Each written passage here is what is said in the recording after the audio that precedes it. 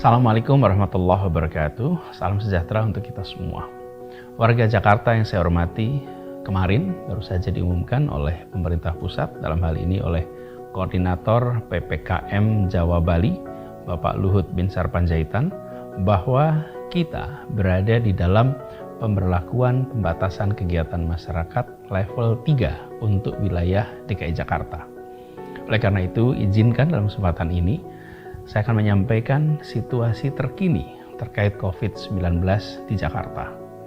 Per kemarin, tanggal 7 Februari 2022, kasus aktif di Jakarta mencapai angka 74.000. 2 hari sebelumnya, yaitu tanggal 6 Februari, penambahan kasus harian mencapai angka 15.825 kasus baru dalam sehari. Jumlah kasus baru ini melebihi rekor penambahan kasus harian yang pernah terjadi sebelumnya pada tanggal 12 Juli 2021, karena pada saat itu sekitar 14.500, sehingga kita jumlah kasus hariannya sudah lebih tinggi dibandingkan pada saat kita mengalami puncak gelombang kedua. Untuk angka kematian dapat kita sampaikan bahwa trennya tidak mengikuti tren gelombang kedua. Bila pada saat puncak gelombang kedua yang lalu, angka kematian positif COVID mencapai sampai 200-an dalam sehari. Saat ini angka kematian COVID dalam kisaran 30 per hari. Walaupun angka kematian ini jauh lebih rendah dibandingkan saat gelombang Delta, tapi kita semua sadar satu kematian saja akibat COVID-19 tetap terlalu banyak dan harus dicegah sekuat tenaga. Kematian yang lebih rendah ini bisa disebabkan karena beberapa faktor.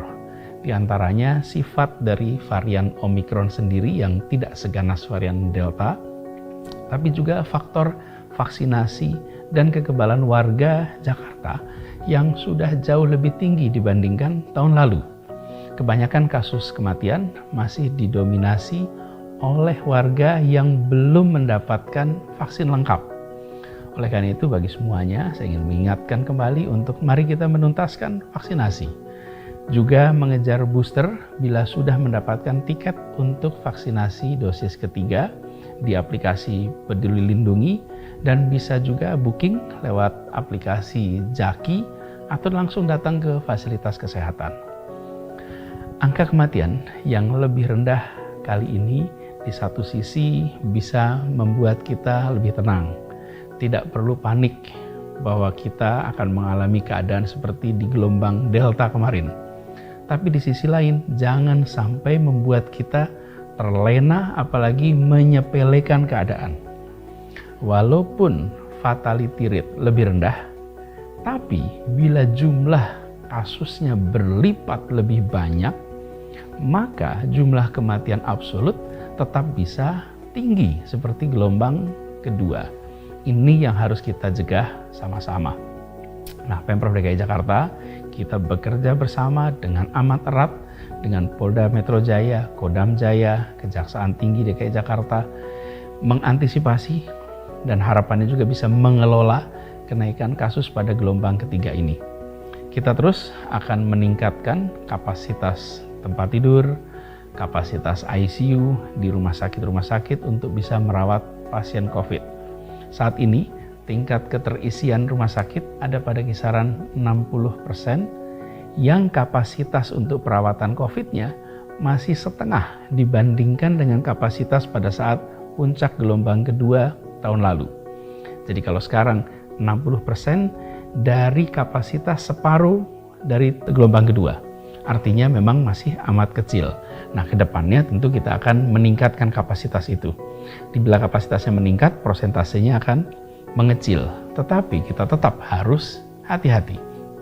Adapun untuk vaksinasi, saat ini telah dilakukan 12,1 juta dosis pertama vaksinasi dan 10 juta dosis kedua untuk vaksinnya, dan sekitar 800.000 vaksinasi dosis ketiga.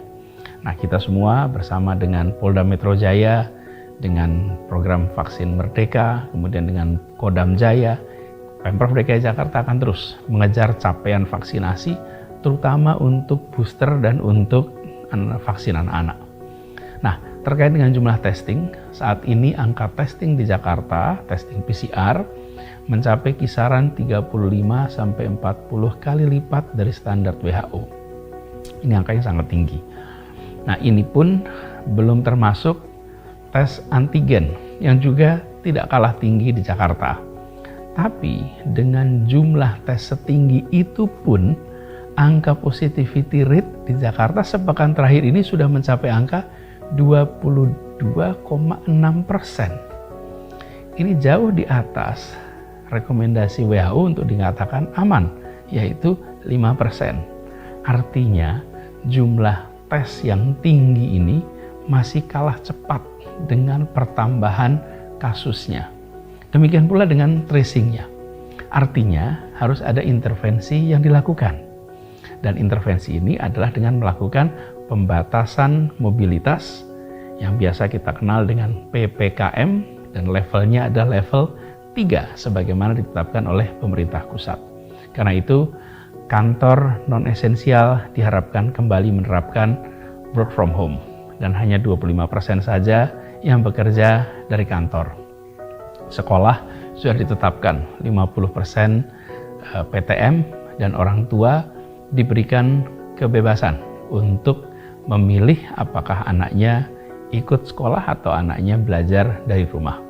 Juga tempat-tempat publik dikurangi kapasitasnya. Jadi ke depan kita akan melakukan pengetatan protokol-protokol kesehatan di semua tempat, utamanya penggunaan masker dan check-in Peduli Lindungi di tempat-tempat umum. Jangan lagi ada pengabaian untuk penggunaan masker dan check-in Peduli Lindungi. Kita akan rutin melakukan pemeriksaan dan mengingatkan.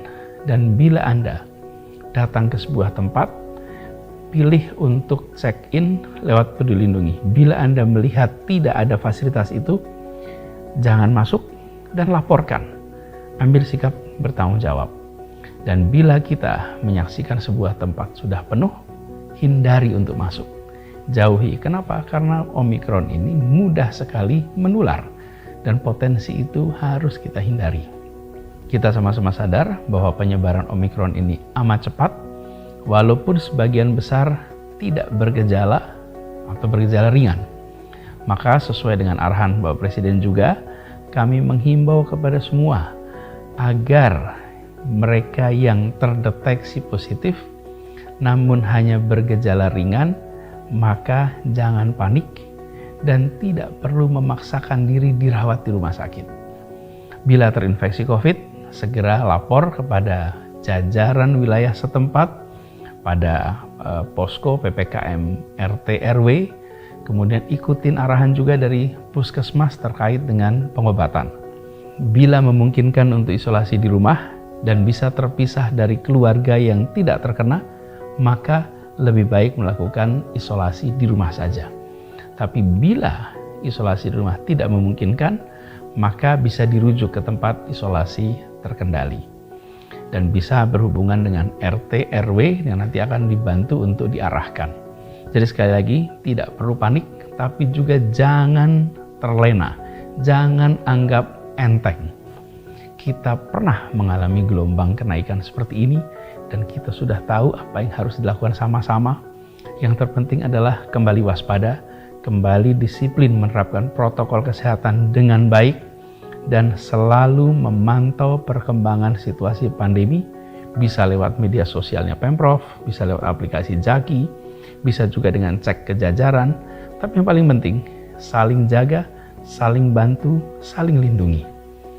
Insya Allah dengan kedisiplinan, dengan kerjasama, dengan kolaborasi seperti yang telah kita lakukan sama-sama sebagai warga Jakarta, maka kita akan bisa melewati gelombang Omikron ini dengan baik, dengan cepat, dan insya Allah sehat, selamat.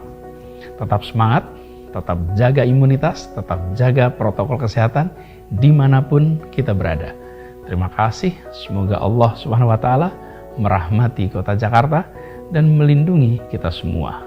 Assalamualaikum warahmatullahi wabarakatuh.